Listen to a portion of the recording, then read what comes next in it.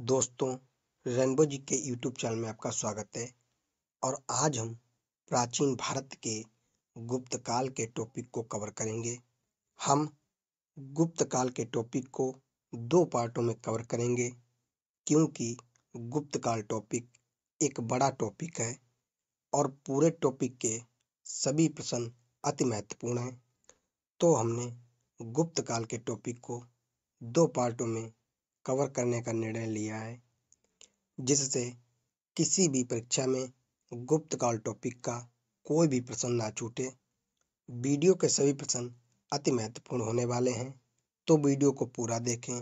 और यदि आप हमारे चैनल को पहली बार देख रहे हो तो चैनल को सब्सक्राइब करो, साथ में लगी बेल आइकन बटन को अवश्य दबा लो, ताकि आने वाली प्रत्येक वीडियो की नोटिफिकेशन आपको सबसे पहले प्राप्त हो सके। आज की वीडियो का हमारा पहला प्रश्न है, गुप्त वंश का संस्थापक कौन था? तो इसका राइट आंसर है ऑप्शन नंबर बी, श्रीगुप्त। गुप्त वंश का संस्थापक श्रीगुप्त था। अगला प्रश्न है हमारा, गुप्त किसके सामंत थे? तो इसका राइट आंसर है ऑप्शन नंबर ए, कुषाणों के। गुप्त कुषाणों के सामंत थे। अगला प्रश्न है हमारा, गुप्त वंश का उदय किस शताब्दी के अंत में हुआ था?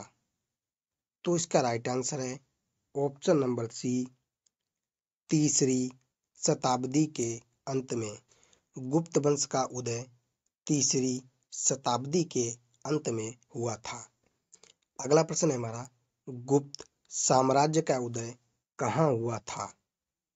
तो इसका राइट आंसर है ऑप्शन नंबर डी, कौशाम्बी। गुप्त वंश का उदय कौशाम्बी में हुआ था, जो आज इलाहाबाद में पड़ता है। अगला प्रश्न है हमारा, गुप्त वंश का प्रथम महान सम्राट कौन था? तो इसका राइट आंसर है ऑप्शन नंबर सी, चंद्रगुप्त प्रथम। गुप्त वंश का प्रथम महान सम्राट चंद्रगुप्त प्रथम था। अगला प्रश्न है हमारा, गुप्त राजवंश किसके लिए प्रसिद्ध था? तो इसका राइट आंसर है ऑप्शन नंबर डी, कला और स्थापत्य। गुप्त राजवंश कला और स्थापत्य के लिए प्रसिद्ध था। अगला प्रश्न है हमारा, गुप्त वंश के किस शासक ने सर्वप्रथम महाधिराज के पद की उपाधि धारण की थी? तो इसका राइट आंसर है ऑप्शन नंबर ए, चंद्रगुप्त प्रथम ने। अगला प्रश्न है हमारा, श्रीगुप्त का उत्तराधिकारी कौन था? तो इसका राइट आंसर है option number B, Ghatotkacha. Srigupta का उत्तराधिकारी घटोत्कच था।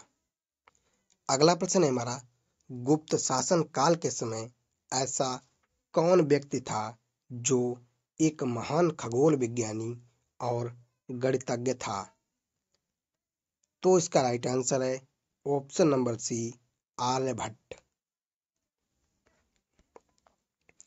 अगला प्रश्न है हमारा, गुप्त शासकों की दरबारी भाषा कौन सी थी? तो इसका राइट आंसर है ऑप्शन नंबर ए, संस्कृत। गुप्त शासकों की दरबारी भाषा संस्कृत थी। अगला प्रश्न है हमारा, समुद्रगुप्त 325 ईस्वी में राजगद्दी पर बैठा, वह किसका उत्तराधिकारी था? तो इसका राइट आंसर है ऑप्शन नंबर बी, चंद्रगुप्त प्रथम। अगला प्रश्न है हमारा, भारत का नेपोलियन किसे कहा जाता है? तो इसका राइट आंसर है ऑप्शन नंबर ए, समुद्रगुप्त को। भारत का नेपोलियन समुद्रगुप्त को कहा जाता है। अगला प्रश्न है हमारा, गुप्त वंश का वह राजा कौन था जिसने हूणों को भारत पर आक्रमण करने से रोका था? तो इसका राइट आंसर है ऑप्शन नंबर डी, स्कंद गुप्त। अगला प्रश्न है हमारा, कुछ विद्वानों के अनुसार कवि कालिदास किसके राज कवि थे? तो इसका राइट आंसर है ऑप्शन नंबर सी, चंद्रगुप्त द्वितीय विक्रमादित्य।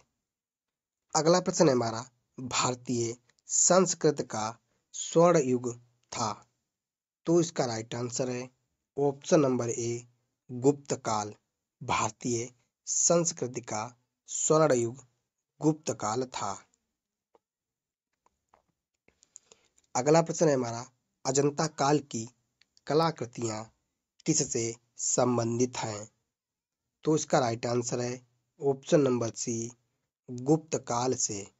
अजंता काल की कलाकृतियां गुप्त काल से संबंधित हैं। अगला प्रश्न है हमारा, अजंता कलाकारी का विषय वस्तु निम्नलिखित में से किससे संबंधित है?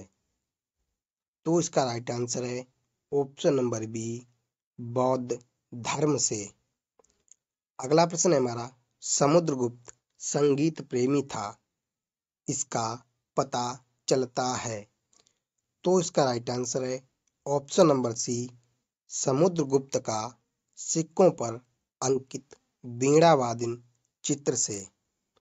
अगला प्रश्न है हमारा, गुप्त काल का सर्वाधिक लोकप्रिय देवता कौन था? तो इसका राइट आंसर है ऑप्शन नंबर ए, विष्णु। गुप्त काल के सर्वाधिक लोकप्रिय देवता विष्णु थे। अगला प्रश्न है हमारा, समुद्रगुप्त किसका उपासक था? तो इसका राइट आंसर है option number D, Vishnu. Samudragupta Vishnu का उपासक था। अगला प्रश्न है हमारा, उत्तर गुप्त युग में कौन सा विश्वविद्यालय प्रसिद्ध था?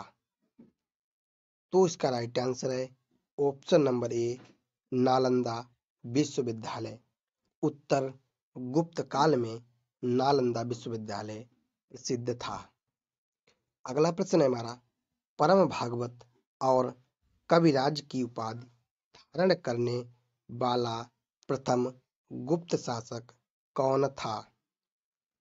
तो इसका राइट आंसर है ऑप्शन नंबर डी, समुद्रगुप्त।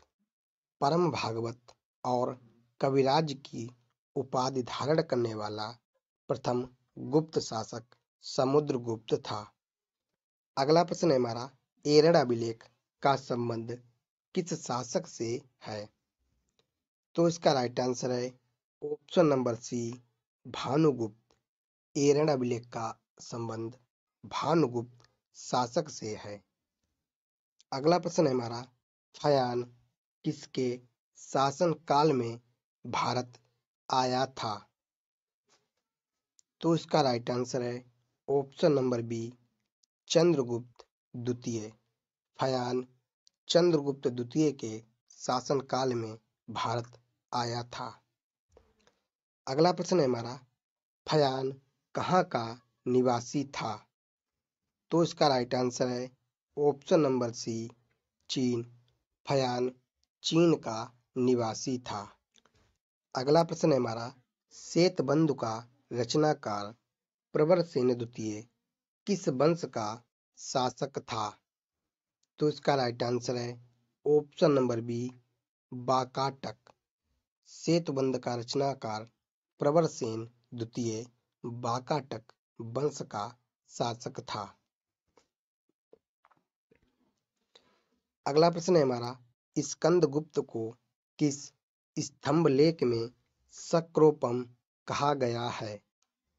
तो इसका राइट आंसर है ऑप्शन नंबर सी, कहीम स्तंभलेख। कहीम स्तंभलेख में स्कंदगुप्त को सक्रोपम कहा गया है। अगला प्रश्न है हमारा, मंदिर निर्माण कला का जन्म सर्वप्रथम कब हुआ? तो इसका राइट आंसर है ऑप्शन नंबर डी, गुप्त काल में। मंदिर निर्माण कला का जन्म सर्वप्रथम गुप्त काल में हुआ था। अगला प्रश्न है हमारा, चंद्रगुप्त द्वितीय ने विक्रमादित्य की उपाधि कब धारण की? तो इसका राइट आंसर है ऑप्शन नंबर बी, शकों का उन्मूलन करने के बाद। अगला प्रश्न है हमारा, महरौली जो कि आज दिल्ली में पड़ता है स्थित लौह स्तंभ का निर्माण किस सदी में हुआ था? तो इसका राइट आंसर है ऑप्शन नंबर ए, चौथी सदी ईसवी में। आज की वीडियो में इतना ही। मिलते हैं हम आपसे अगली वीडियो में। और यदि आपको हमारी वीडियो अच्छी लगी हो तो हमारे चैनल को सब्सक्राइब करें, साथ ही वीडियो को लाइक करना ना भूलें। धन्यवाद।